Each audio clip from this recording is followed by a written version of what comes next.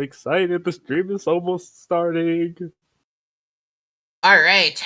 Welcome everybody to our D&D session. I'm realizing I have a camera that's wrong. There we go.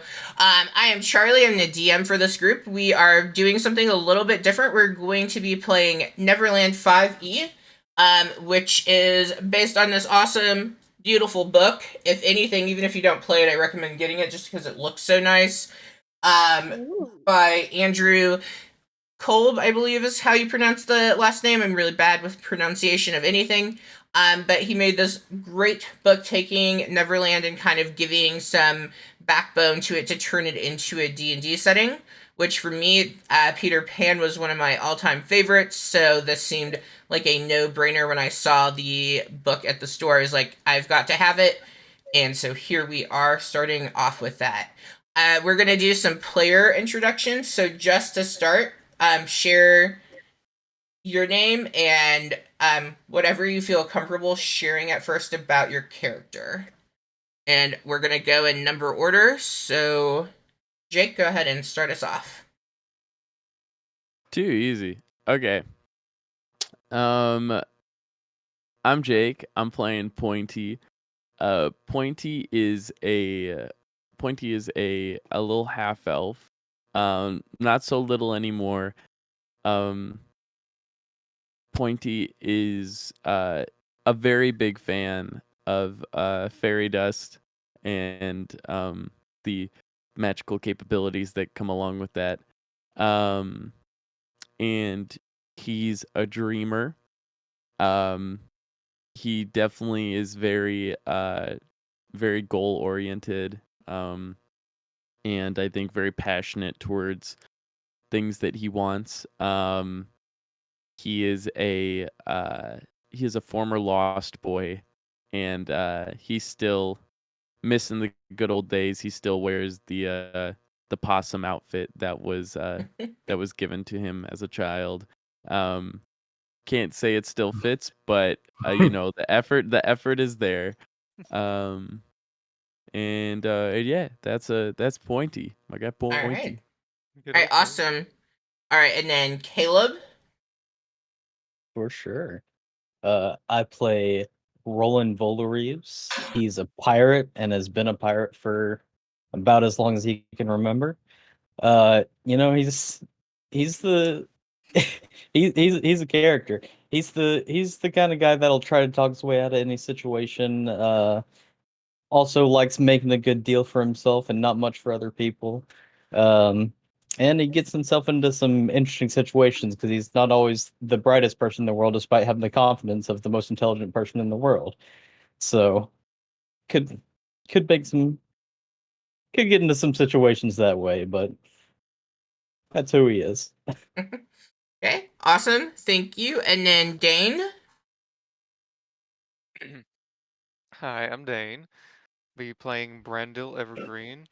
Um, he's a native of Neverland. He's lived there all his life, but for the majority of his life, he only stuck to his little village, his little wood elf village. Um, but when he came of age, decided, you know what? I want to see the rest of Neverland. See what other things, other wonders he can see. So that's basically what he's doing. He's just traveling around, learning new languages, learning new people. That's his own goal, really. Just see what all he can see. Okay, awesome. Kaz. Hi, my character's Aphid. He is he is a fairy, of course. He a little awkward. He also doesn't quite like some of the larger folk that seem to disrespect the nature of Neverland. Cool. And then Az. Hello, everybody. I am playing Ratrim. I am a lizard folk artificer. I lived in Neverland for all my life, scouring the beach for every single lost thing, no matter how random you or seemingly useless it all is. It has some sort of use to me, and I love each and everything I find for it. I also have close connections with the fairies because they actually showed me how to turn all this junk into stuff I can actually do some things with. And have kind of big beef against pirates. Also, I am the only other reptile on Neverland with a live clock in my stomach. It's very hard to miss me. Okay, awesome. All right. So this is our first session. If you're watching in the chat, so as we are getting started, one thing I want you all as the players and in the chat, if you want to answer this as well. When you think of Peter Pan and Neverland, what things come to mind? And we can just kind of go popcorn style. So I won't switch over to different scenes. So whoever wants to go first, go ahead, and then we'll kind of go from there.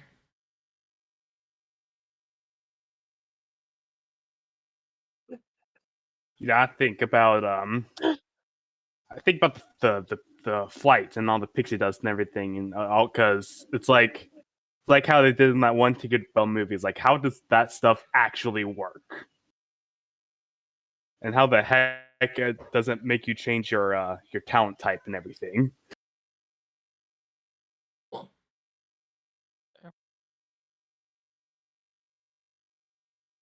I when I think of Neverland, um, and this hence kind of where I came from when I made my character. I always just think of the Lost Boys.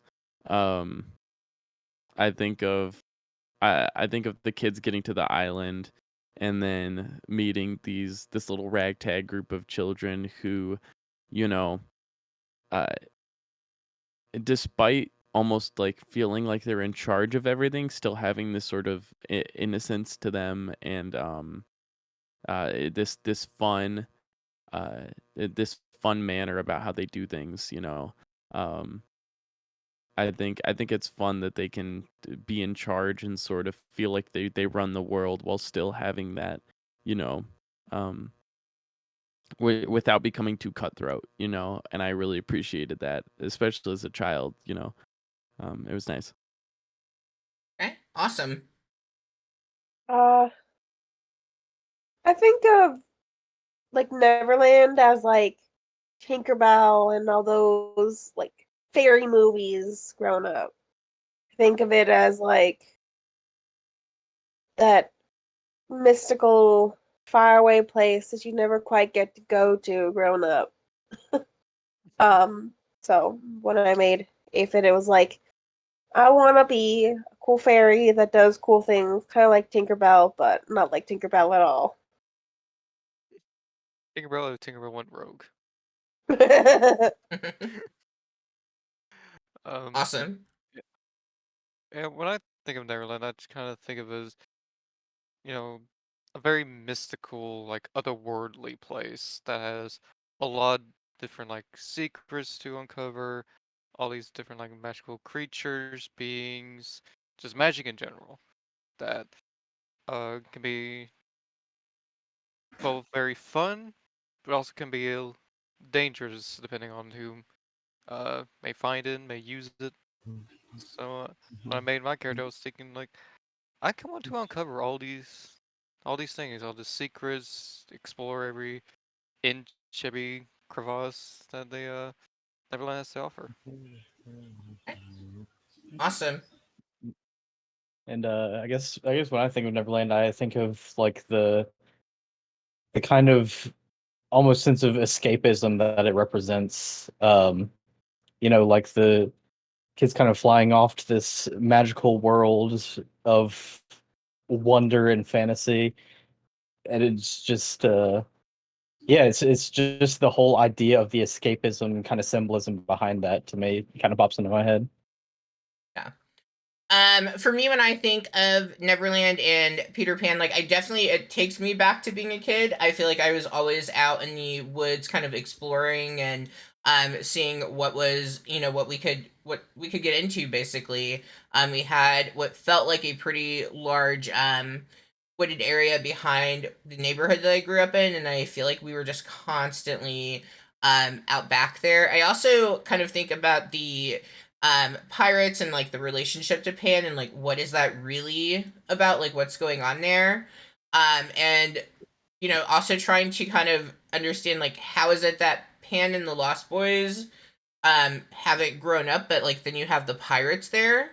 Like I think that was something I was always intrigued by when I was a kid, like what does that actually mean and stuff. So that's kind of the things that come to mind for me with that. All right. Well, we are going to get started. And so, as you may have picked up, we have some characters who are already on the island and enjoying what Neverland has to offer them. But we have a couple who are not. And so, Pointy and Roland, you need to find yourself in Neverland. And I kind of have that set up. But as we kind of get started, if you could just give a little insight to, and you don't have to give much away because I know in game more like, conversations might come up, but if you could just give the audience a little insight to the connection between the two. Yeah, for sure. So as I said in my intro, I've been a pirate for about as long as I've been able to be on the ship. Um, and I've been with my crew for a hot minute, and one day this really weirdly dressed guy just kind of wandered onto the ship and kind of asking to join the crew, and it seemed a little out of place with the pirate group, so I kind of intercepted him, kind of like maybe shield him a bit from some of the rougher ends of the crew, but I kind of latched on, and we've trying to help out there, and we've been part of the crew, right? Okay. Yeah,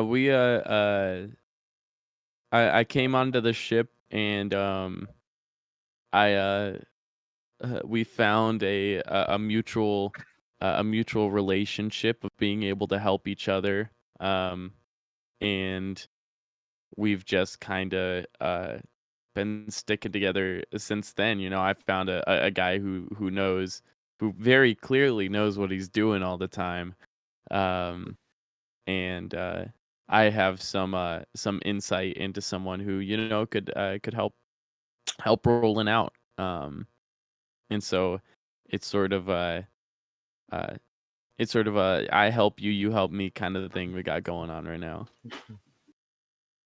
Okay. And then so as all are, trying to get to, that's been um goal, like, so why is that the goal for Pointy? Uh, why is what the goal? Getting to Neverland, like why would you want to go back Like, you've left and now you want to go back. Why does Pointy want to head back? Pointy wants a few things. He wants some closure on his past as a lost boy, and I think he also, like, deep down inside of him, he still feels like he is a lost boy, and he wants to he wants to be a kid again, you know.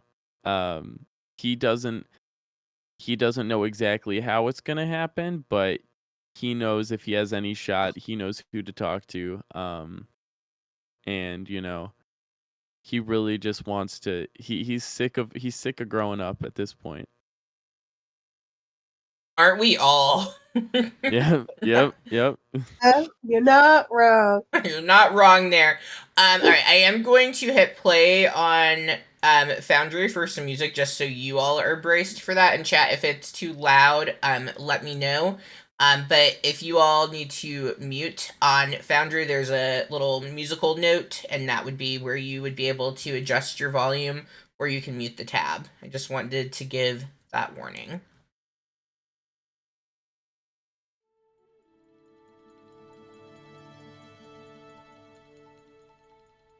Okay.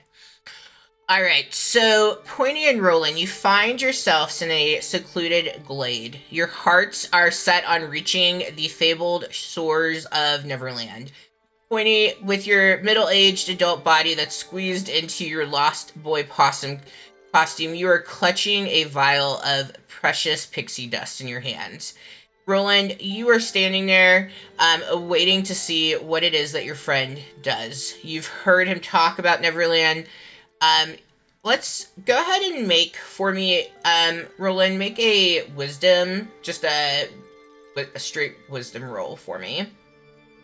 Okay. And I guess Pointy, go ahead and you do that as well. And I would say Pointy, yours would be with advantage. Let's go. 8. This music slaps. Oh jeez, my dicey canyon.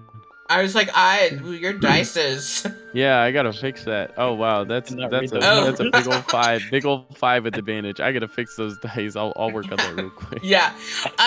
Well, that is not what I was anticipating. That was some really crummy advantage there, but it's all good.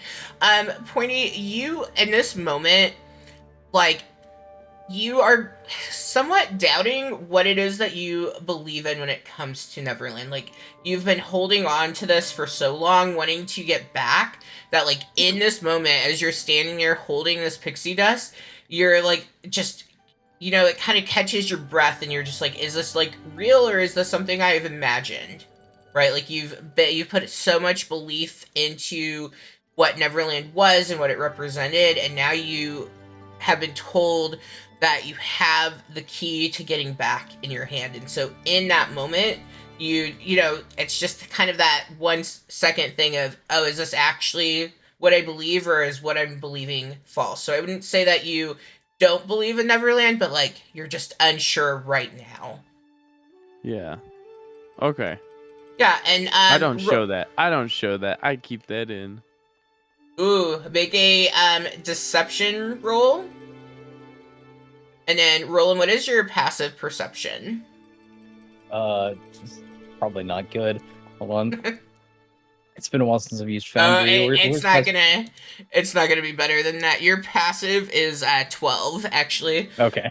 Yeah, that's not smart. So I use Foundry, but I also then have D&D Beyond pulled up, and I have this extension that then puts all that stuff, so I can see it quickly. But yeah, so you do not pick up on Pointy being nervous in this moment. Like, he to you just looks very at ease, almost as if he's done this before. You don't catch that hesitation in his breathing as it changes. You are just, like, standing there with your own anticipations of it. You're not sure, with going back to your wisdom check, you're not sure if you believe that Neverland is a place, but, you know, you believe enough that you're willing to give it a try for your friend. You know, what harm is there in trying and seeing what happens? But and maybe you're hoping that it's real, maybe you're not. You're just not sure what's getting ready to happen.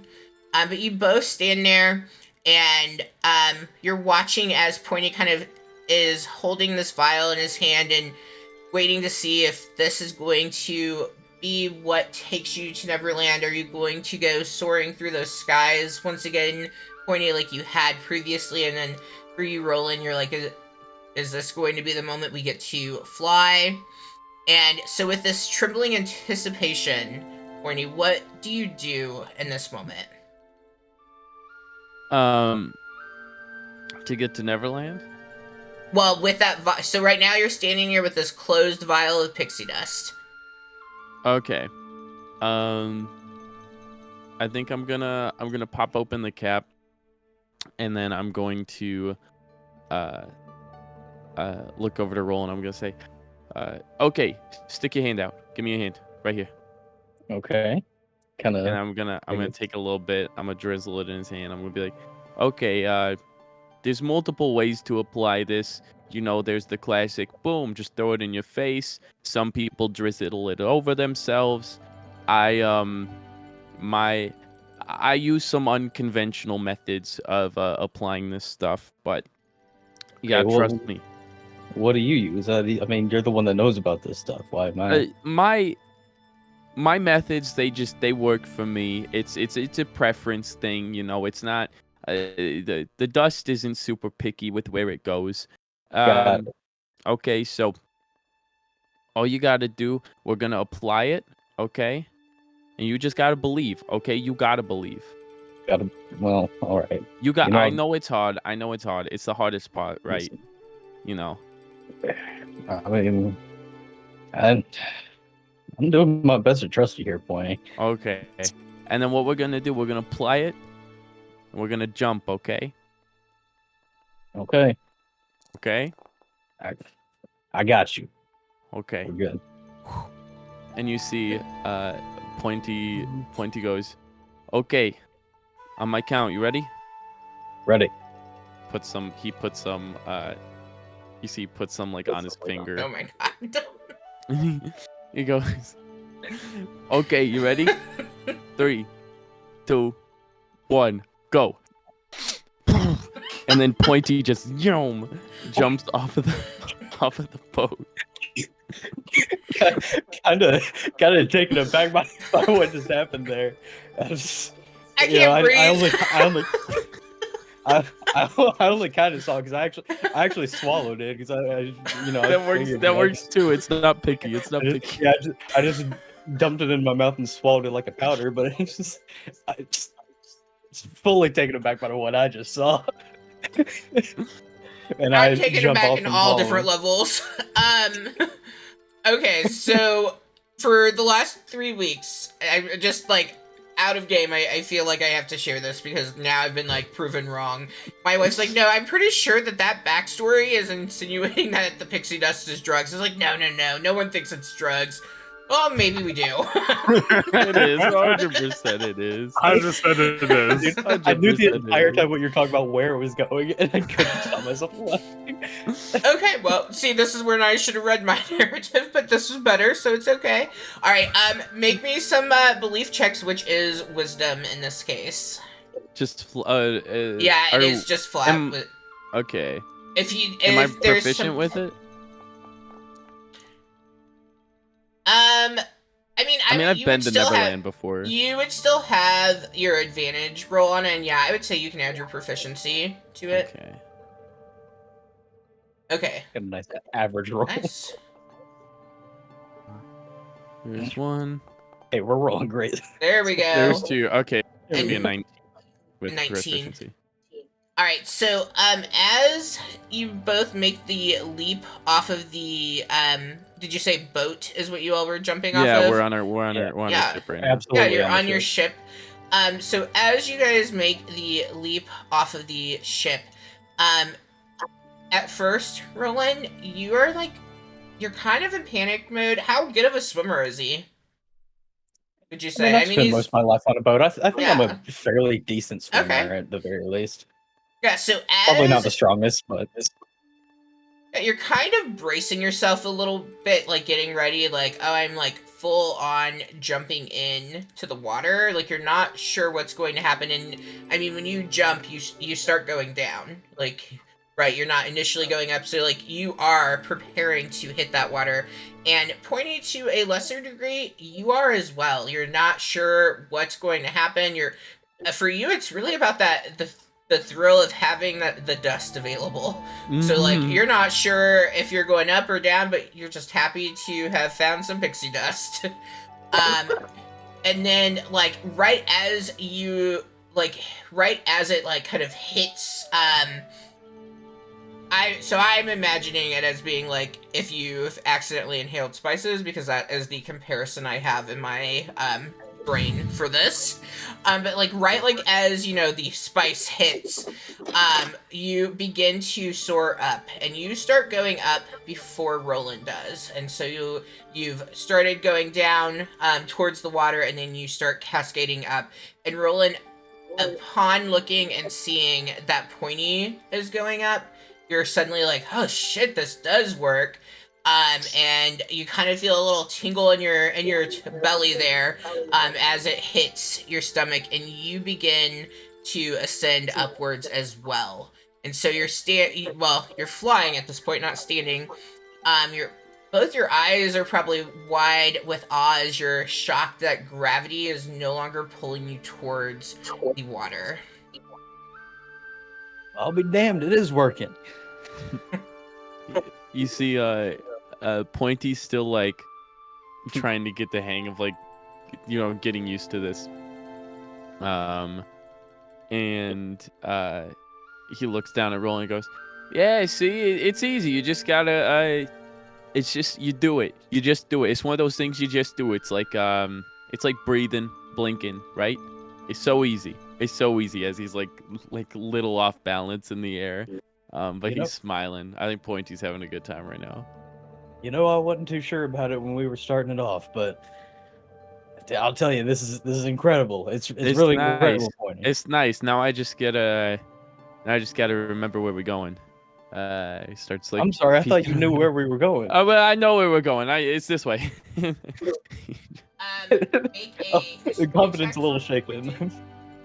A what check? A history check for me. Scrooge. Okay. And Roland, in those moments, like I wasn't sure at first, and then even when you're like, Oh my.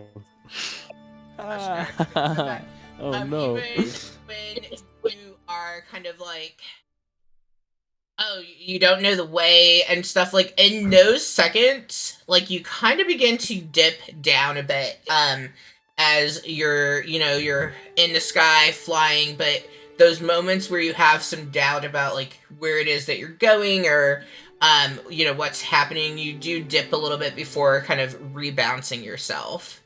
Bit of a roller coaster kind of motion going on here. Pointy, it has been so long for you that like you feel like you know the way, but you're just kind of overwhelmed by what is happening, but you keep thinking to yourself, I know that there was something that we would say, and you're just like, it's at the tip of your tongue, but you're not certain in this second what exactly the way would be. So not being sure, what would you do? I think not being sure of anything, I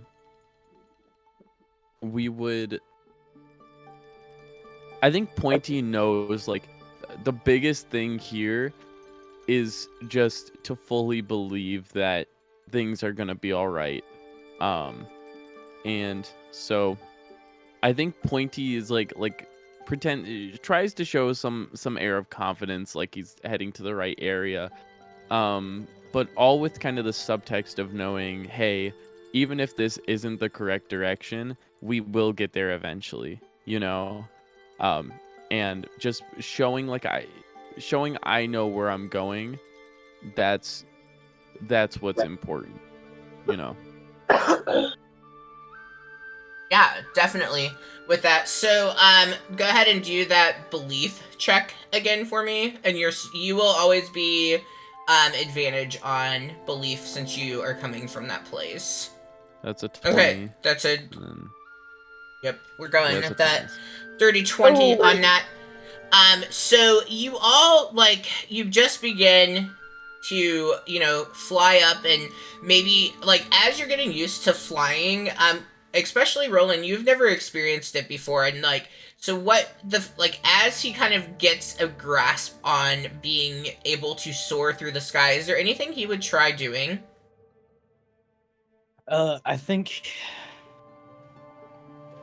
I don't know, spending time around the sea and whatnot. You know, I see a lot of birds flying around, a lot of seagulls going. So I think whenever I start to try and lose balance, or whenever I start to lose balance or anything like that, or kind of like start to waver, I think I like instinctively kind of like spread my arms out, kind of like a bird or something like that, and either give it like a couple of flaps or something along those lines. Just kind of instinctively, not even thinking about it. Yeah, you're soaring like a bird. Pointy, seeing your friend kind of feel like he needs to be flapping, like, would you let him be? Would you also be flapping along, or, like... I think,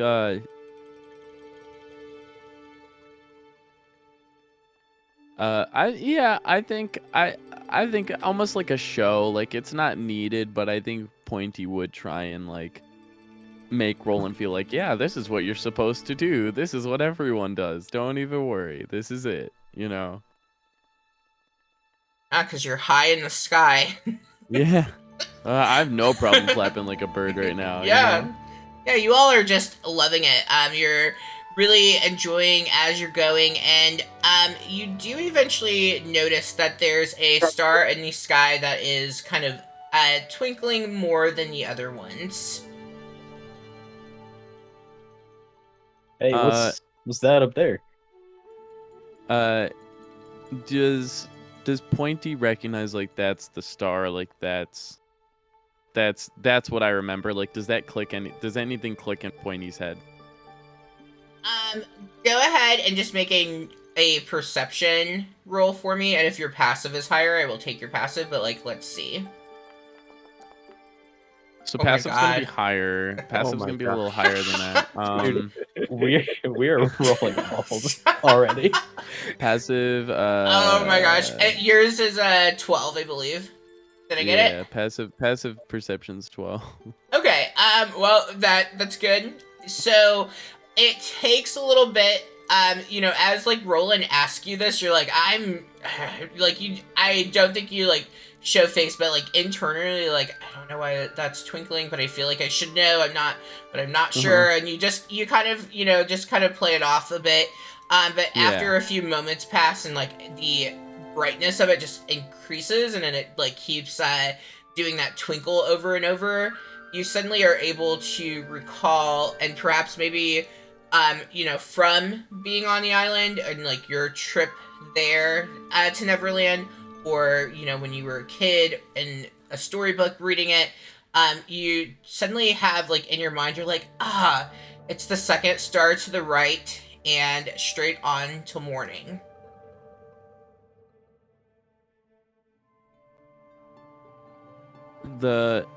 I'm sorry, can you just the little riddly diddly at the end? Can you repeat that? Yes, second star to the right and straight on till morning. Second star to the right, straight on till morning. So, and I take that as second star to the right of the big star. Of the one that's glowing. Yes. Okay. I think Pointy would see that and look at Roll and go, that, my friend, is our ticket home. And then just like starts heading towards the glowing star, then slightly to the right as he starts to kind of edge off course a little bit towards the 1 second to the right. And kind of taking off the confidence of him, I'll just be like, oh, all right, you know what you're doing. And I'll kind of like try and swim over and follow him. You're swimming in the air Now now. you're Flying. swimming. just to change direction. Now it's aquatic, and Pointy's like, oh, okay. It starts like paddling in the air. Just Okay. bouncing back and forth between these different. So as you begin your paddling quest, perfect, it finally came through. As you all begin turning and you continue flying through, you do eventually, from a distance, you can make out, through some really, like, some cloud cover, you see this, sprawling paradise, and it seems to stretch endlessly in all directions from where you currently are, like, looking at it, and I think it's more that impact of, like, seeing it for the first time and seeing it for the first time in a while. And you can see the island's shores are being kissed by gentle waves of the sea. The waters are glittering like 1,000 scattered diamonds. There's white sand beaches that are embracing that turquoise shoreline, and it's really inviting to you all as you are peering onto this. And as you're flying above the island and you can see the diversity of the land, you see the forest, you can see that there are some caves and the mountains and hills. And it's, covered in green grass and there's flowers everywhere. Like, it's just this really majestic place. You can see the large waterfall and the smaller one as well in the river. The trees just seem to be ancient. It's very lush. Foliage that's blanketing the island, and there's a little bit of flickering sunlight because you are getting to that place of it being daylight. It's just beginning to rise, illuminating the island at this point, and you can even smell from those flowers. You smell that like sweet fragrance begin to kind of waft over you all. You can hear the birds singing, and there's like a gentle breeze that is coming, and you even spot a few little sprites that are kind of darting in front of you all, leaving a trail of that sparkling stardust that you previously had in their trail. So that's kind of your first glimpse of it. I'll give you a chance to respond, and then I will continue. I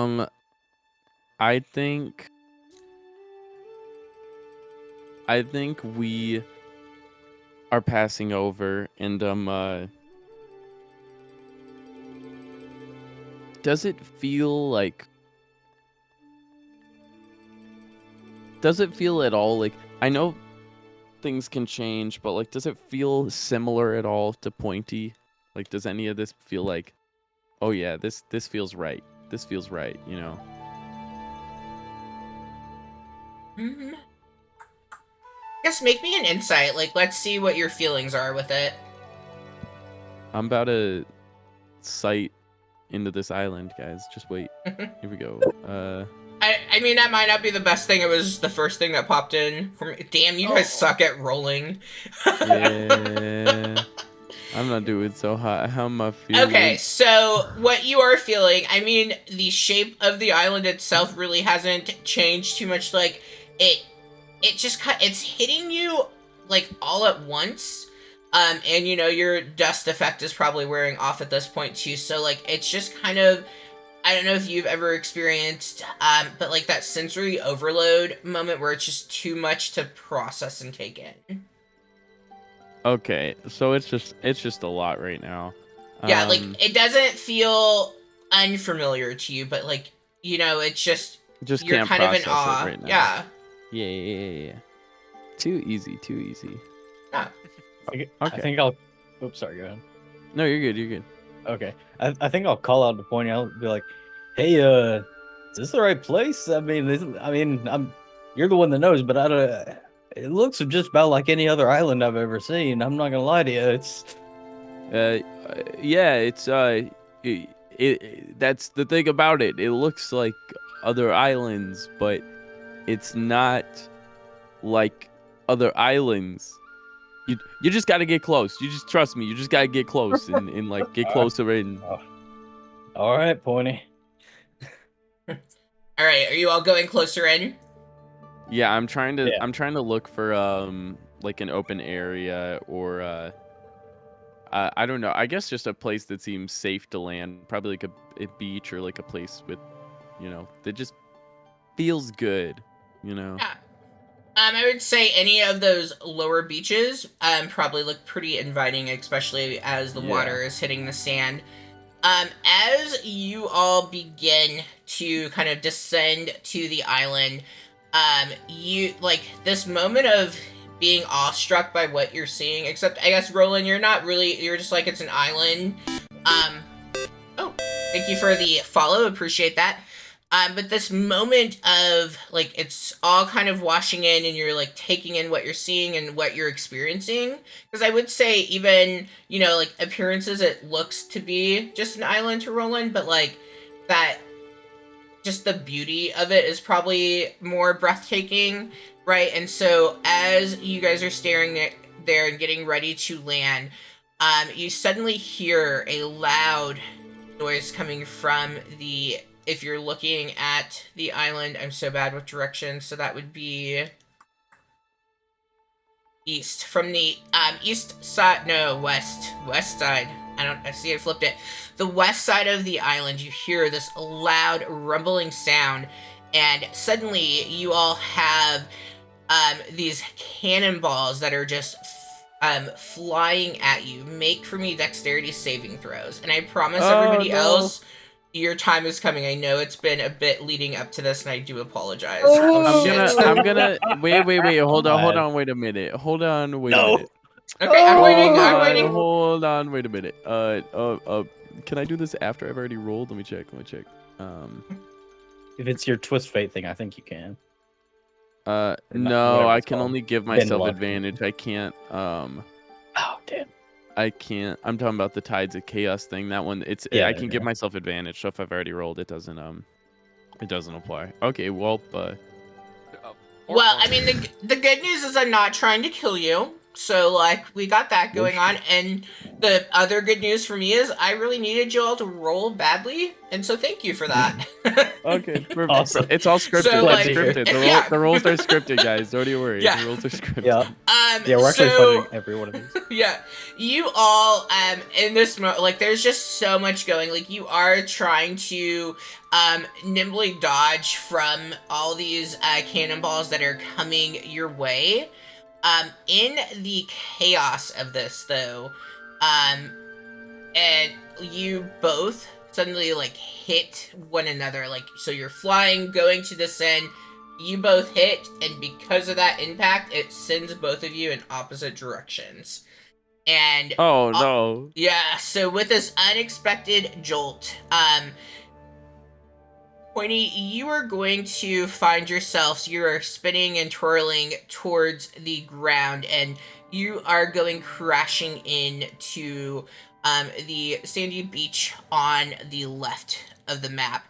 Roland, as you are going down, you go towards the right side of the map, and you go to this mossy covered area, and looking at the map, it kind of looks the spot in that forest that's plain. That's going to be where it sends you as you both hit the beach floor or the floor of that moss covering, and as you hit, because of the impact, you are for a moment unconscious, and that's where we're gonna pause for you all and start bringing in some other people. And so with that impact, can I have everybody else go ahead and roll for me perception checks?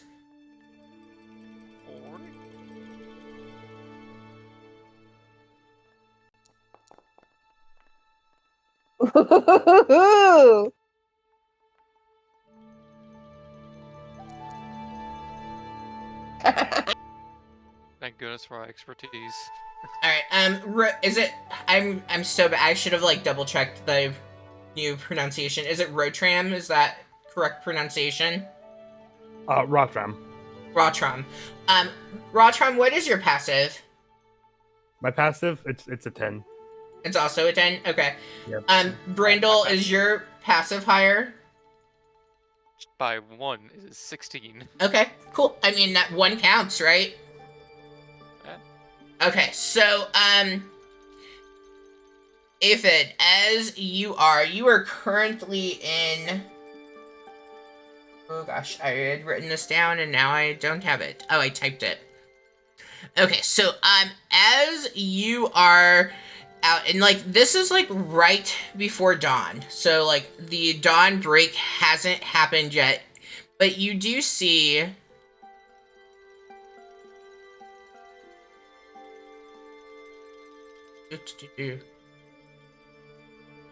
okay.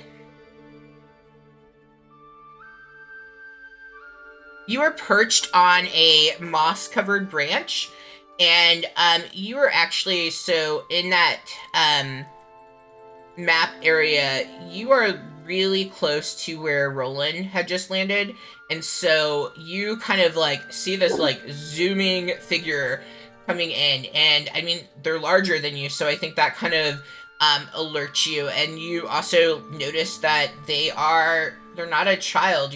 When you see somebody flying into Neverland, you anticipate that being a child or a fairy or a sprite or a pixie that is coming in, and so that kind of gets your curiosity going. So as you see this large-bodied person soaring through the ground and through the forest, what would you do? So he was probably out and about, like checking on like animals, making sure everything was all right. Probably grumbles at the sight of some blind fool falling to the ground, thinking he's gonna hurt somebody. So he's gonna head towards that area, make sure he's all right. Okay. Yeah, you begin moving towards that area.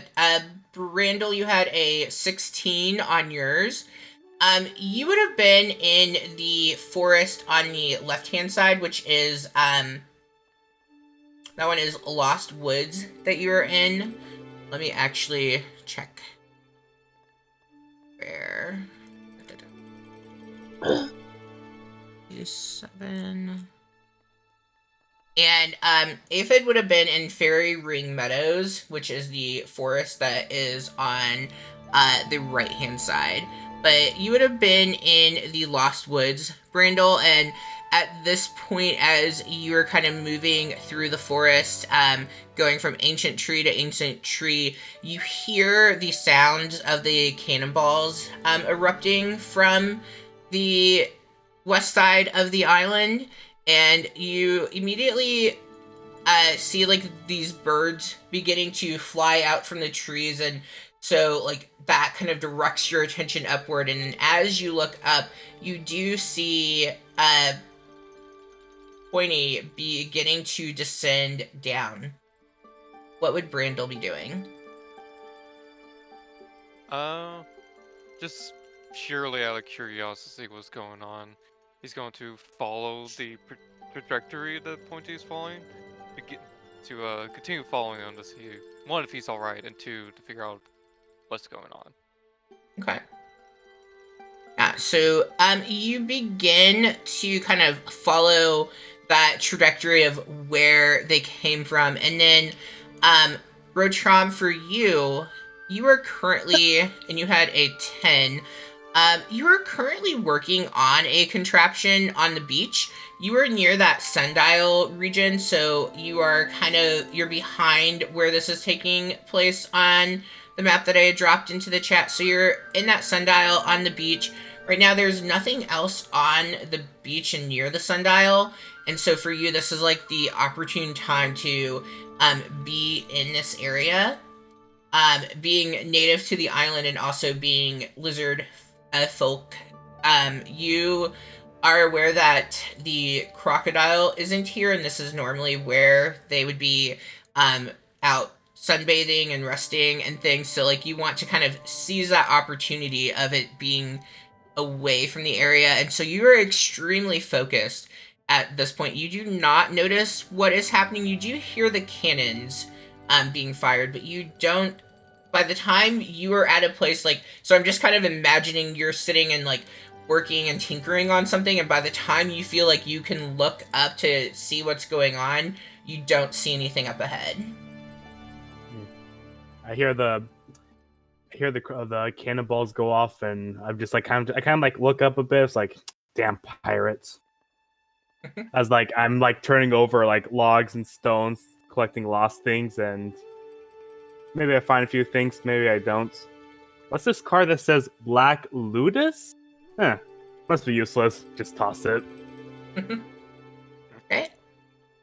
If you want to go ahead and since you're like looking through the island, roll me an investigation check.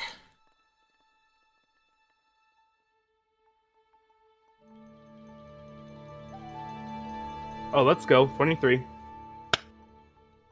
Ooh. Nice. Ooh.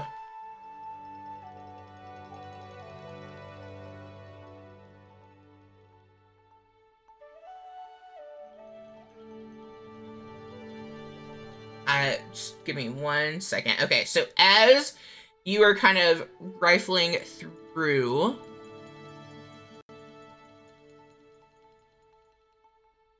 you first find this green copper tool. Looking at it, you're not really sure what it does. It's kind of it's long. It looks to kind of have like a hook on it, and then like on the other side, it kind of has like a flattened piece. But you're not really sure like what purpose it would serve. You also, with a 23, as you're kind of looking through, you see a brass device that is nested with circular plates that you're able to rotate and click. I know the out of character. I know the other one's a crowbar. What's this one? Well, I'm glad that we came up with what the other one was, because I didn't actually. I just had a really crappy description of it. I would say that this would be like 2 gears that are rotating together. But thank you for saving me on that, because I didn't really have anything I was going with for that first one. The first random table thing that I went to pull this up wasn't the best. Yeah, so okay. you find those 2. The other 2, you continue to go in the direction of where you thought the other had landed, and you do eventually get to them. And I would say, Aphid, you would get to Roland first. So you see this large person that has hit the ground pretty hard. They are currently unconscious and laying there between 2 trees. What would your approach be? So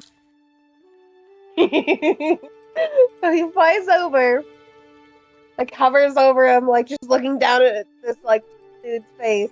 Grabs his like little like water canteen, opens it up, and just dumps it on the dude's face to see if that'll wake him up. Oh god! I just get going. Whoa! Oh my god! Whoa! It probably wasn't a lot of water either. It was probably just like a little splash of water. Yeah, but they like with this falling and stuff. Like it's more like they hit, but like they didn't like get knocked to 0 or anything like that. So like I don't think it would take too much. So yeah, Roland, you kind of come to. Yeah, and I look up and I start to look around. And I see this little fairy sitting down looking at me, and that gives me kind of a jolt, kind of for you. Like I've certainly seen fairy before, and it kind of gives me a bit of a jump start. Oh yeah. Sorry, I guess I kind of crashed. Someone just started shooting at us, and where's Pointy at? You see another guy kind of with clothes a little too small for him and an animal on his head? I don't think so. I only saw you falling. Jeez, I don't. Oh, sorry, I'm still kind of shaking from the little bit of rough landing I got here. Yeah, I've flew in here with a friend. I need to. need to find what happened. Where'd he go?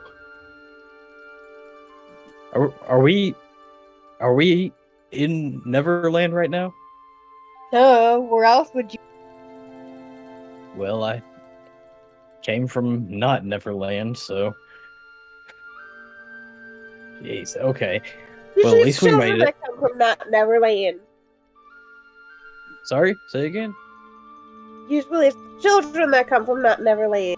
Lost boys. Well, I can't speak much for that, but I'm, I got here. Well, I say that. My friend Pointy, he's been here before, but no, I mean, I've never been here, and he helped get me here. You want to come here if you've never been here before? Well, uh, sorry, I'm kind of simultaneously doing a couple different things right now. Yeah, I mean, friend helped me get here, and I'm still kind of shaken. Sorry, I'm a bit rude not to introduce myself. What's your name? Ethan, Well, nice to meet you. I'm Roland Volreeves. well, pleasure to meet you, I guess. It's a polite thing to say, right? Pleasure. Kind of like shrugs and then just like those little wings stirring up. Probably gonna Any, back to is there any chance? Hold on a second. Is there any chance you can help me look around for my friend?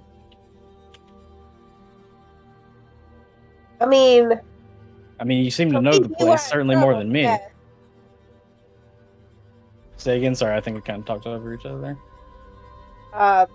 If it's a well, they'll keep you out of trouble, I guess. I appreciate it. Well, All don't right. go trample, please.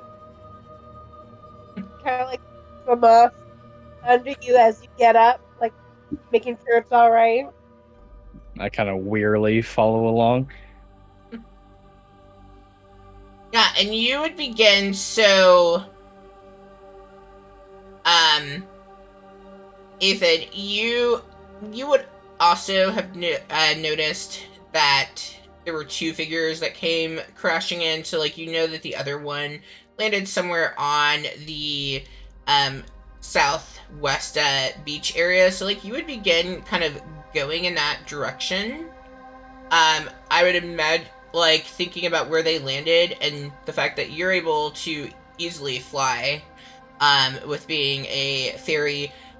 Like you probably would just zoom across the river. I would imagine, but you do know that there is a rope bridge that you could take him to, or there is a part where the tips of the island get closer together that like it wouldn't be much for him to swim through. So kind of having that in mind, what do you think? Would like she go just or sorry, not I don't know why I said she on that. Would he go across when I was coming up with my writing, Midjourney assumed fairies were all girls, and so me thinking through that has tripped me.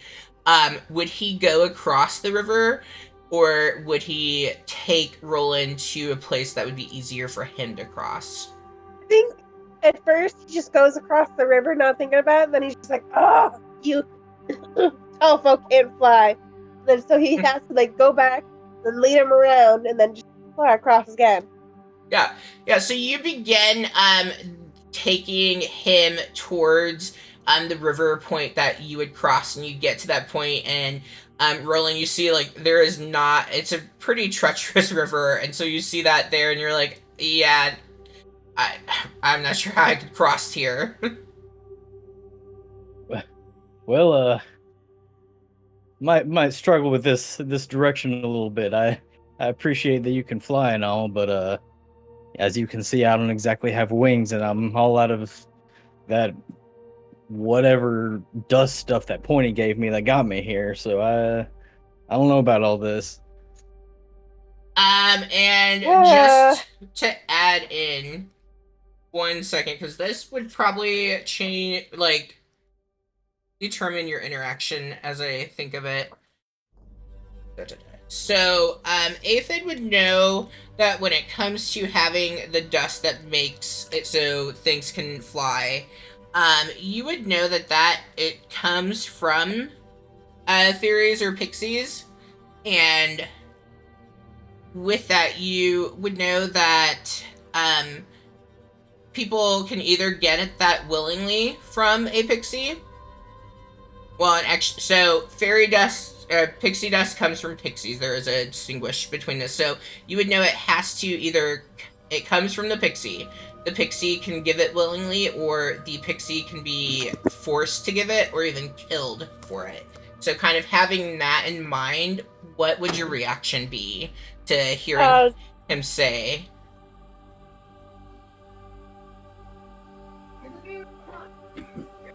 So when he hears that, he kind of like stops halfway across the river, crosses back, and then he like just like kind of stands there, like folds his arms. And how'd you get that? Kind of like accusingly towards him, like, what did you do to get that, basically? Kind of out of character on that one. Pointy, do you think you would have had it on you, or do you think we would have had to go and get it from someone?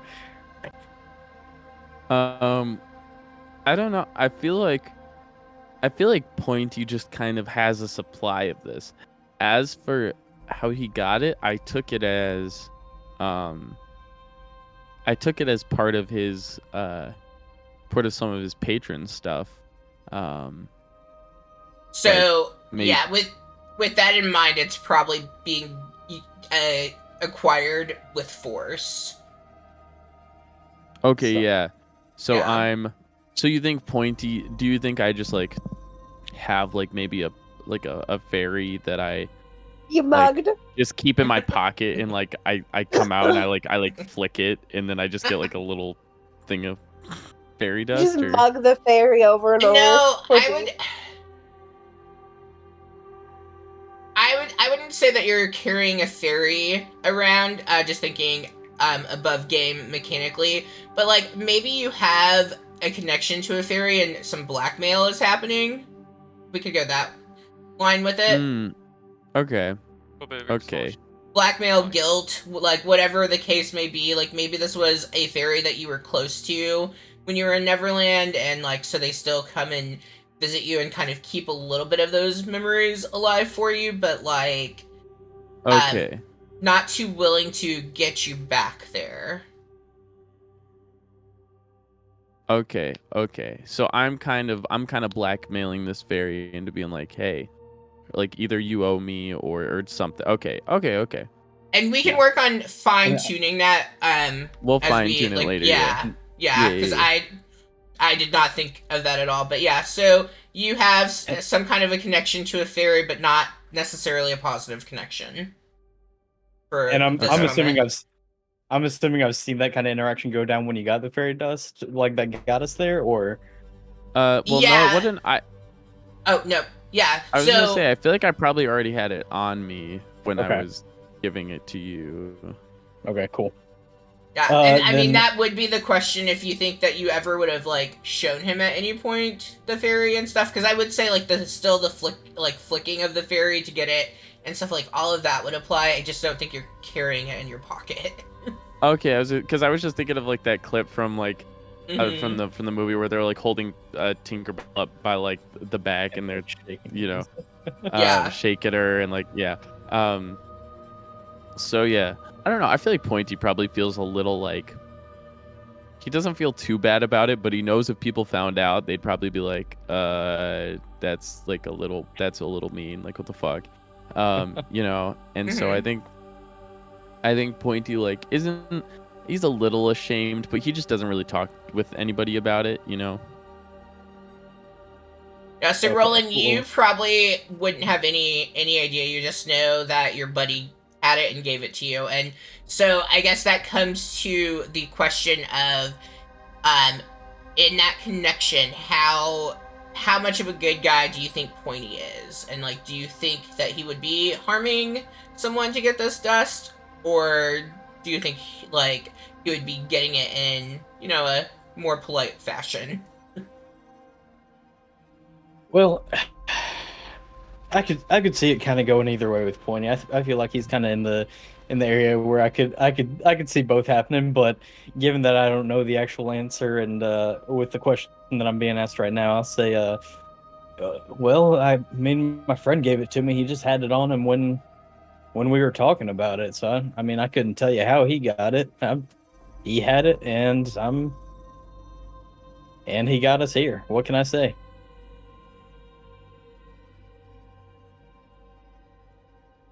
Uh, I don't know if I like the friend of yours. Yeah, he's a perfectly fine person. I think he's he's a little weird, but he's fine. Like he's a decent guy. Morally ambiguous, you know. For my standard, he's a decent guy. Yeah. Say so, and then he'll like fly across, and then kind of like get towards where the bridge is. And yeah, you all begin moving towards the bridge. At this point, Brandel, you would have come across Pointy unconscious in the forest. Alright, I think the first thing I would want to do is go up to him, kind of give him like a look over, examine him, see if there's any visible injuries that he may have that may need to treat in some way. Make a medicine check for me. Sure then. Oh, nice. Yeah, so you are checking him over, and there are like a few scratches and things, but like nothing like too deep, very superficial. Just from like having hit the trees as he was descending down. But like he is currently unconscious, and so if there was something you want to do with that medicine check, to wake him up, you can certainly do that, and he would respond to that by waking up. Yeah, So, I think we'll, are you gonna I pour see your that- water? well, more kind of after I see no injuries, we're kind of like just give him a little nudge, kind of like, hey, wake up. All right. I think you start waking Pointy up, and Pointy's laying there, and he goes,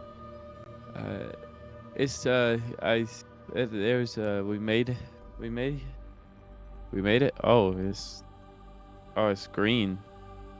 Hello," and then he like finally like catches your eye, and he goes, "Oh, hi there.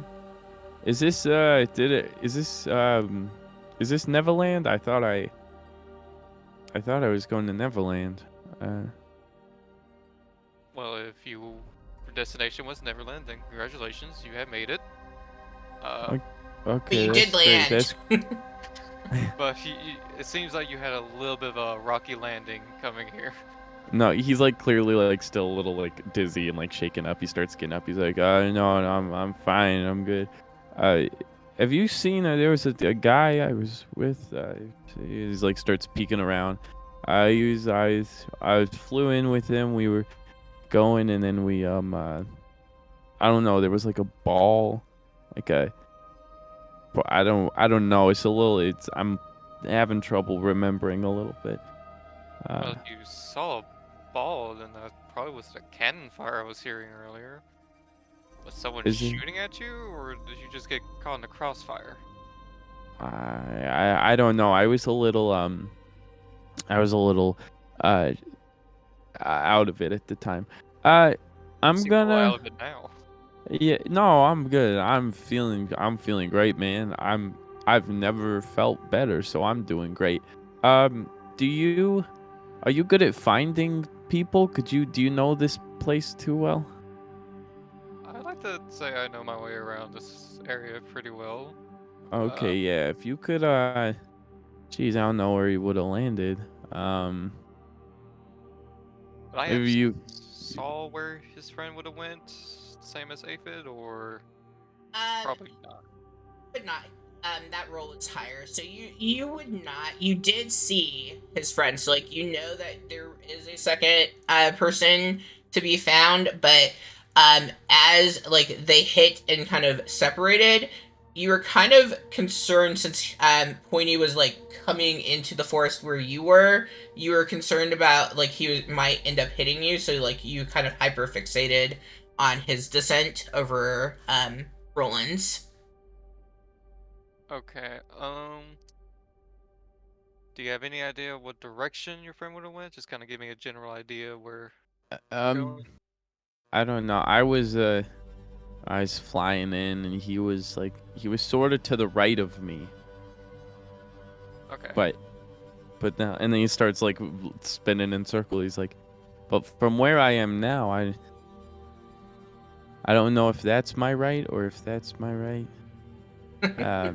Oh, when I saw you, you were coming this way. So but then if I'm coming from that way, that would make. But then I don't know if that was the right that it was when I was. So it might be my left, but. Oh, geez, directions are hard. Why do we have so many directions? I don't get it. Like, why? Okay.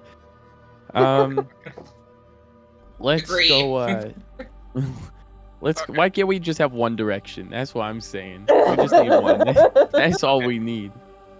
Okay, how about this? There is a central point that we can go to maybe kind of give a better idea where you came from and where your friend came from. There's like a rope bridge we can go to that's kind of pretty centralized, connecting the two sides. I'm on this side, and we go to the rope bridge to see if we can figure out where your friend went. Oh yeah, we can do that. We can do that. Oh, how much is that gonna cost me? Nothing.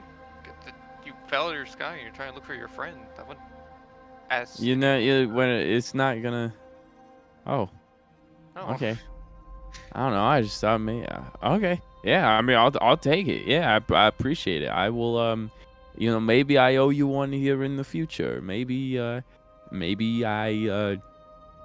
I don't know. What can I do for you? I can. I used to draw like a little bit. Maybe I draw you something. But. Okay, my friend. Sorry, we gotta go. We gotta find my friend. I'll follow you. I'm following you. Okay. Okay. Stay close, and we'll get to the rope bridge in no time. Okay, perfect. I like this plan. A guy with brains. Makes sense. Randall, with your passive perception, I do think that Pointy's outfit would stand out of interest to you. Like, I think you would immediately kind of, you would be confused, right? He's a grown adult, but like you would recognize this as being very similar to the different costumes and things that the Lost Boys would be wearing. Okay, I was a bit curious about that. If I would notice that. Probably while we're walking over, I asked, pointing out your outfit. It kind of is very similar to what the Lost Boys wear, but you're an adult. How did you? Why are you wearing? I'm not it's a mistake. I shouldn't be this whole I'm not supposed to be an adult. I'm trying to fix it. There was just I'm not supposed to be like this. So it's not like weird. Okay? Like it's not a weird thing. Yeah, I'm wearing like children's clothes, but that's not like weird, right? Cuz I'm supposed to like I'm supposed to be one of them, Uh-huh. Yeah, so you get it. Anyways, keep on moving. Let's keep it going here. Okay. Love point. You all continue towards the rope bridge and Rotrom. So at this point you are on the beach, and I'm sorry, like your character just didn't notice, and I feel bad because I don't feel like I've given you enough buy-in this session on this, but you are on the beach. You've found a couple of gadgets, and at this point everyone on the island, like, so the cannonballs firing haven't really like ceased, but they're not as constant because they couldn't see their targets anymore. But there had been a few more rounds of the cannonballs being fired off into the distance. But then all of a sudden this loud chiming noise is set off across the island. Those of you native to the island, this is just typical everyday things. This happens every day at 6 a.m. so you can hear it as it's echoing through. Pointy, give me a... let's just use your passive. Your passive is 12 on this, so you kind of like, you feel like you recognize this, but you're not sure what it means as you hear it going off, but you're at this point really focused on getting to the bridge to see if you can find your friend Roland.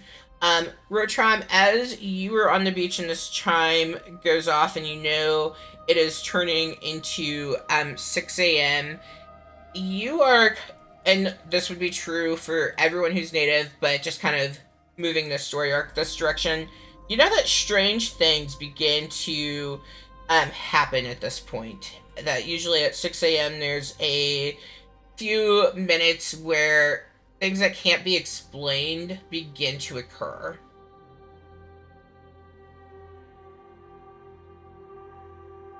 And so, Rotram, as you are standing on that beach, you kind of enter into a state of being in a trance in a way. Like, you suddenly, like, whatever you were doing, you just kind of freeze in that position, but like your thoughts are extremely clear, but like you can't move your body. It's like having an out-of-body experience. Oh, great. Hope that crocodile doesn't come in here anytime soon. Oh damn, that would have been really good planning on my part. Write that down. Write that down. Yeah. Yeah, so you're sitting there and you can't, do you try moving at all, or like as you kind of, I mean, it feels as though like your limbs have turned to lead as you're sitting there, standing, whatever the case may be that you were doing. I'm trying to move. I'm like, okay, it's the sun's coming up and everything. The crocodile's gonna want to come here. I gotta get moving. I gotta move. Why am I not moving? Come on! Yeah, like you are trying with all your might, but you just can't. And as you sit there, you suddenly like hear this voice begin to say your name, and like it starts very quiet, like, and if I'm quiet my mic won't pick it, but like Rotram, and like just keeps echoing and getting louder and louder until it's practically shouting at you. Almost as if the more that you fight the trying to move, the louder the voice becomes. Do I see where where that voice is coming from? As you're trying to take it in, it's like coming from like internally, like you're hearing this inside of your head. Oh, great. Kind of just stop trying to move for a moment. Kind of just like try to listen to see what the heck this person has to say.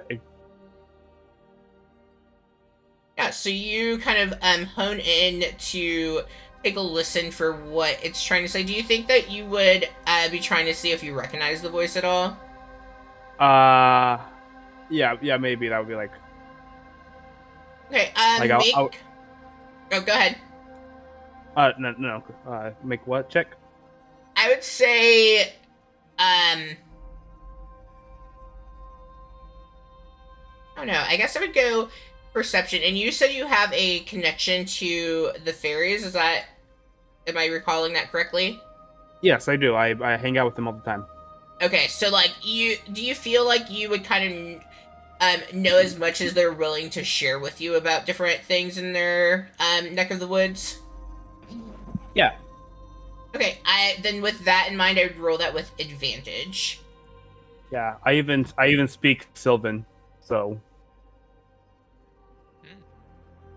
Nice. Oh wow, double fives. Good lord. Oh my gosh.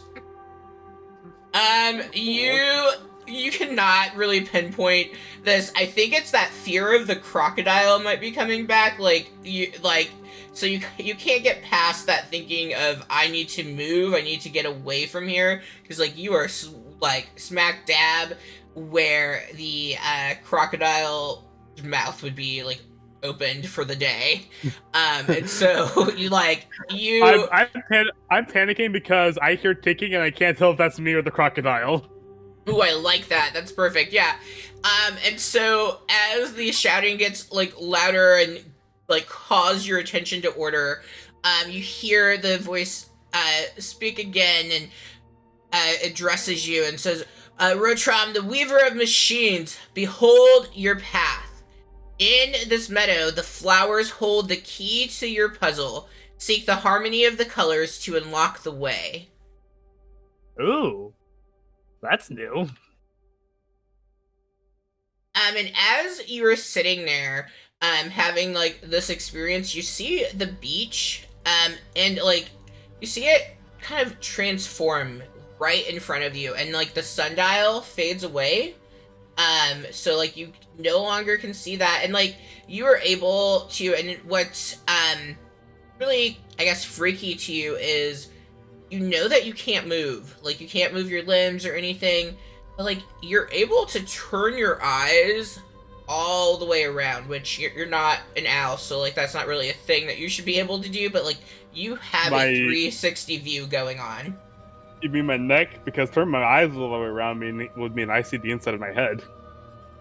Yeah, well, okay, so my description of that wasn't the best. What I was getting at is without having to move, you have a 360 view, but you know you can't turn. Okay. Yeah. So like none of you is moving, but you can see 360 degrees around you. Okay. You see as the beach begins to transform, that sundial fading away, and where it was covered with sand and, you know, scattered debris and things from different wrecks and whatnot, all of a sudden you see this meadow pop up, and it is full of wildflowers. Great. The flowers. Now, what was that riddle again? Can you say it again, head lady? I didn't write it down. I couldn't move. I couldn't write it down. As you call to the voice, saying head lady, the voice becomes very kind of like annoyed with you and is like, how many times do I have to tell you that you will address me as king, as the king that I am? And at this point in the flowers that have suddenly bloomed in the sand, you see this figure here appear, and so you recognize this to be King Oberon, and he is in charge of a lot to do with the fairies on the island, and he has this long flowing white hair.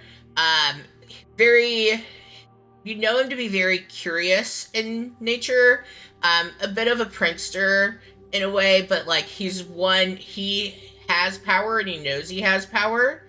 And I wouldn't say that you have ever met him, but like you have seen him in the distance at times, and like when he's around with the fairies, like you can't be around. So like, you know, kind of you're going to hang out with your friends, and you see him and you kind of get pushed away from that. So like you're familiar with him, but haven't really had too many like no one-on-one interactions, but like you know that he is to be addressed as king.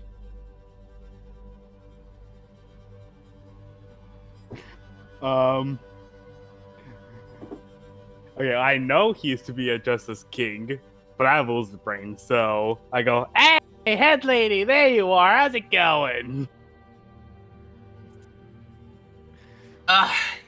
You fool! It is king! If you're going to nickname me, at the very least, king, head lady, I guess, but, king nonetheless. Headache lady? Okay. I mean, at this point, he is shouting into your head, so probably. Fair point. What was that riddle again? I hadn't gotten there yet. You keep interrupting. You're going to make this not happen. Sorry. I suppose I should have known someone with a brain your size in relation to your body. This wasn't a good idea. Hey. That just means I have more room for good looks. Right now, I don't think you look very good. You're frozen. you look like a fish stick or something.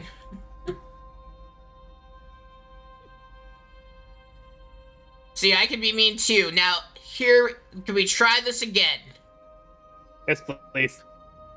Alright, well, I don't know why I gave you such a powerful name, because, you seem to be an idiot, but, Rotram, the weaver of machines, behold your path. In this meadow, the flowers hold the key to your puzzle. Seek the harmony of colors to unlock the way. I'm not finished. Don't mess this up again. Now, here is what you need to solve. Are you listening? Yes. Well, as much as I can. This ticking is really bothering me. Ah, shit, the crocodile! And you see... No, that's me. That's me. It's me. It's No, just me. It's just me. You see, Oberon just, like, flicker away and disappear out of your view. In that moment where, like, he has... yelled out, "Oh shit, the crocodile," and let's see how he rolls compared to your passive on his deception. Like, why not? Oh, come on, buddy. All of your stuff is in one thing. Oh no, it's gonna be good. What's your passive? My passive, deception? Your passive perception. Oh, yeah, that's great. Yours is a 10, and I rolled an 11. Look at that. I did script all this, everybody tuning in. You believe the crocodile is coming, which is probably a little confusing to you because you do have 360 vision. But you believe the crocodile is getting ready to emerge. So what are you feeling inside thinking about that? I'm thinking like, come on, no.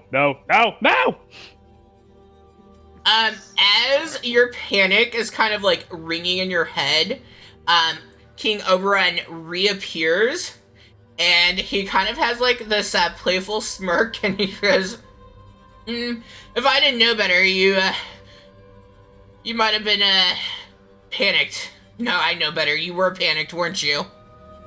No, I was not. I am not scared of anything. I can hear your thoughts. Then you must hear this thought, and then I just like give him like the most harmful insult ever. Ooh, do you need an insult? I'm really good with this. On the chat, if you do exclamation on the Twitch chat, exclamation point insult, it will pop one up for you. Alright. I mean, you can also come up with one, but that's just my party trick. Okay. I love that one. That's the pretty good one, though. The one that popped up is you aren't nearly pretty enough to be the stupid. It's my DoorDash order.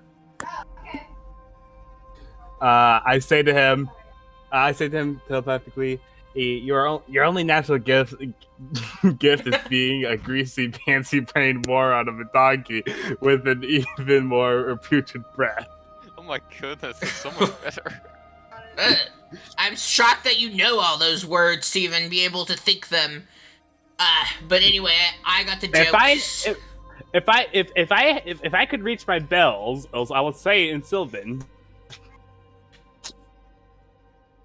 Oh, look at you, fancy lizard. Speaking my language. Okay, well, can we continue? Yes, please. Alright, listen well, Rotram, for colors hold meaning profound. Arrange them true. Let harmony resound. Start with the warmth of a passionate flame, then embrace the calm of the ocean's claim. Next, seek the gleam of the golden sun's ray, and finally find nature's vibrant display. I will paste this into the chat for you. And so you have that riddle along with all of these different flowers that are around. And what you notice is even though your physical body isn't moving, you suddenly like see a translucent version of yourself that is able to move within that field. I will repeat it for you. Listen well, Rotram, for colors hold meaning profound. Arrange them true, let harmony resound. Start with the warmth of a passionate flame, then embrace the calm of the ocean's claim. Next, seek the gleam of the golden sun's ray, and finally, find nature's vibrant display. Okay, what kind of flowers are on this meadow here? So it is full of wildflowers of any color imaginable. Any of them that would be related to fire?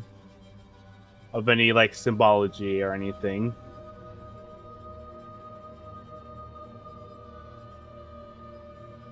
Not, let's have this happen with rolls, because I feel like anything I say will probably just give the answer away. Let's see. I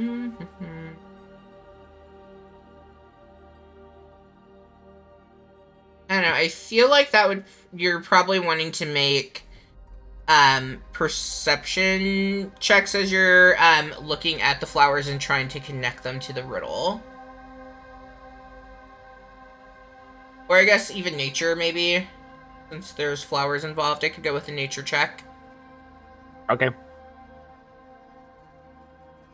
God dang, 7. Wow, we're not doing good today, guys. Oh, Lord. Poor Rotram. Oh my goodness. As you are looking through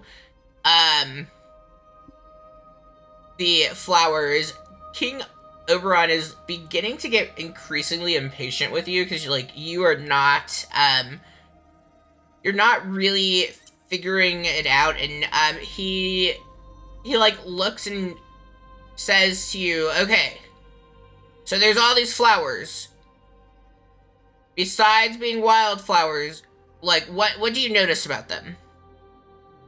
They're all every type imaginable. What it looks like. We got a big purple one over there. We got a small green one over there. We got one that just swallowed a frog. Okay, well, ignore that last one. Ignore the last one. But the others, what were you using to describe them? What words did you use? Colors. Okay. Okay, we're getting somewhere. Try something with that. This wasn't supposed to be this difficult. I'm better with numbers. Well, I didn't feel like doing math today. Okay. Red. Red what? Fire, red. Rose. Roses are red. Yes. Violets are blue. I have a small brain, but so do you. But not proportionately, I don't. Alright, okay, so red goes with flame, blue goes with what then? Ocean. Okay, yep, ocean. Alright, what's next? You got this, keep going, come on, lizard brain. Alright, so with the sun rays, it could be yellow, but also could be white. I'm gonna go with both. Go pick up some dandelions in both early stage and late stage. Always gotta be the smartass here. Okay, yes, that's fine.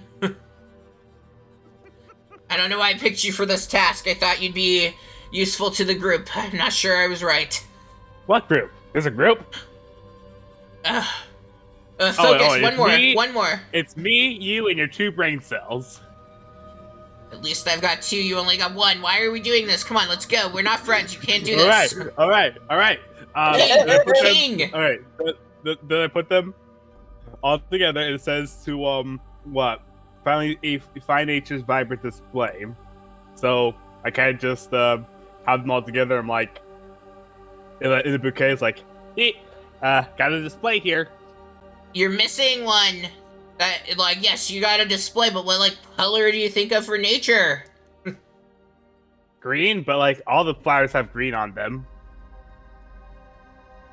Yes, but you need one to represent each color. Oh gosh, I should have just told you what to do. I'm trying here. I look for a green flower. Can't actually think about what flower is green because the whole point of flowers is to attract things, and so I pick a flower that has not bloomed yet. I guess you are more clever than I give credit for. There you go. And now go ahead and place them where the sundial usually rests. Oh, okay. Okay, there we go. Well, you, with a lot of assistance, you solved the first riddle.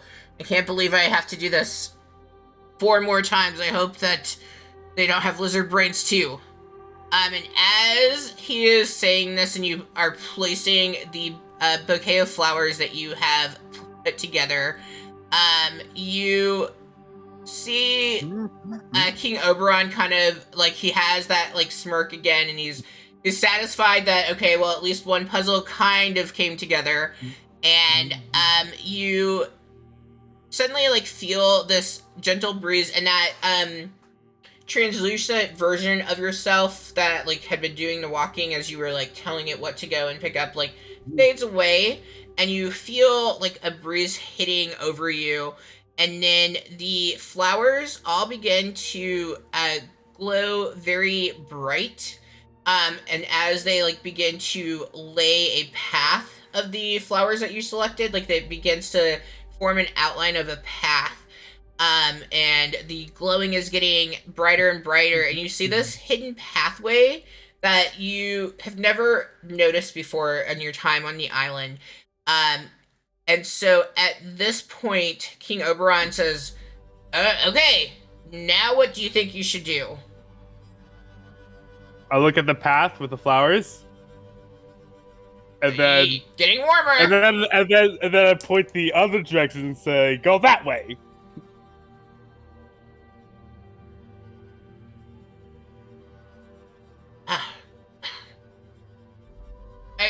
Are you testing me?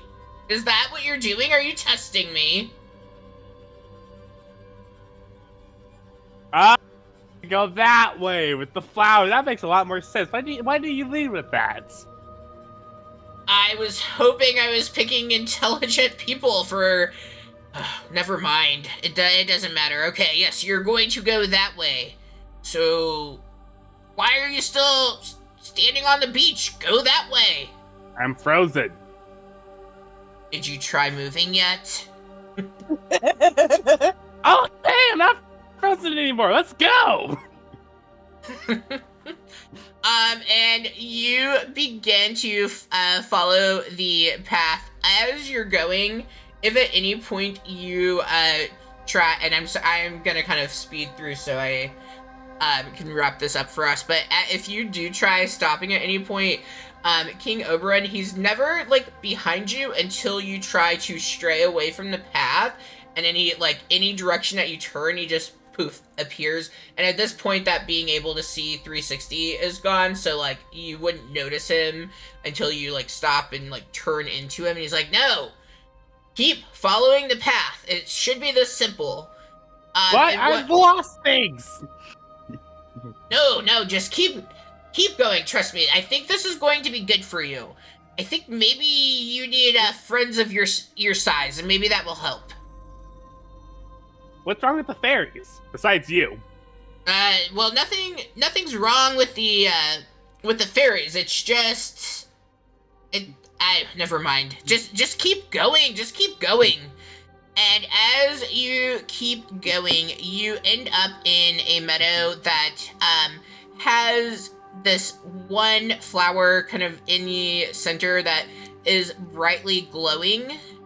And it almost has like, well, it doesn't almost. It has this like harmony that is carrying itself to you, like really enchanting, inviting you to come to that center spot where the flower is glowing. I check out the flower, see what it has to say.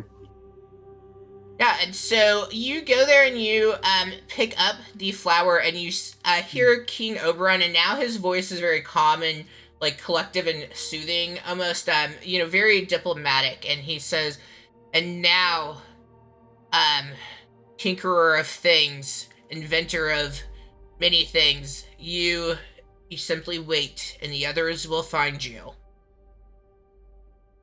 Can I eat the flower? You are testing me. No, maybe later. Ah, I'll get you a snack before someone else arrives, but you gotta eat quickly. okay. Okay. My favorite is pirate. Now's not a good time for the pirates. They might be more crunchy than you would anticipate. Oh, okay. How about this mouse? How does that do for you? Oh, good enough. Cool. We will go with the mouse. Mm-hmm. All right, and that is where we will leave it for next time.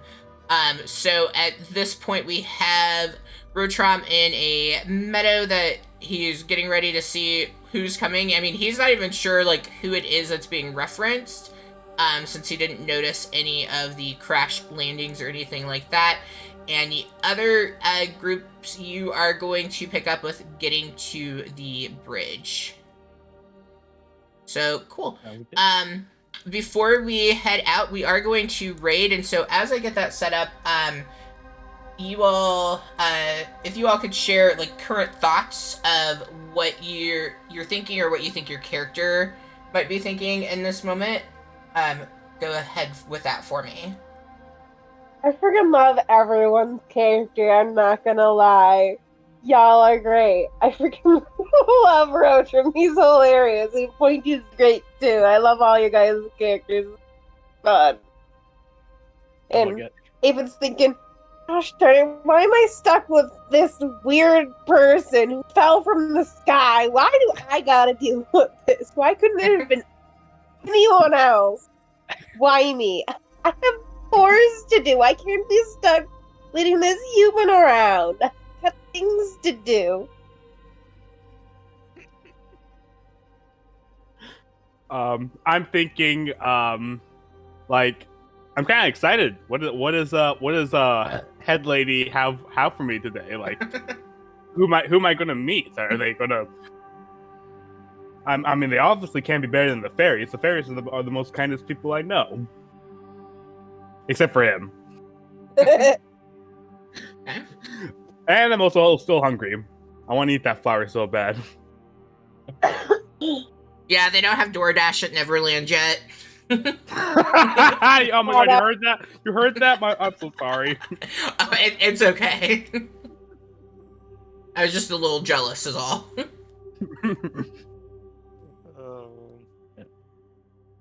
Anyone else? Any thoughts for your character? Yeah, go ahead. Yeah, I think Randall is a little curious about Pointy, because on one hand, he's going to help Pointy find his friend. But on the other, he can't decide if Pointy is drunk or maybe he's like really just out of it or something. He's definitely seems not here. Okay. It's just a cannonball. That's it. Don't worry. There was Pointy is not inebriated in any way. Pointy is Pointy's just trying to ground himself a little bit, like kind of like find his friend and then take a second to be like, okay, what are we doing now? You know, because he's just kind of like going from thing to thing right now.